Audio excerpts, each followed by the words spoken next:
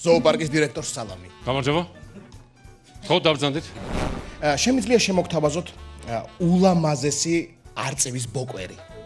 არა, ბოკვერი ლომის არის, მაგრამ არწივის გაზრდილია და ფრენა იცის. თუთიყუში მყავს ძალიან იაფად. რატომ ძალიან იაფად? რბილი ლ აქვს. ორშაბათიდან ბატონო დირექტორო, რაღაცა ბაბუინის საჯნობის ფერი არ მომწონს, ხო და შეგახედებთ რა ერთი რა. ახალი სკეჩი. ხარ ყურდღელა? მგელ შოშია ძაღლქათამა? შოშის ფასა.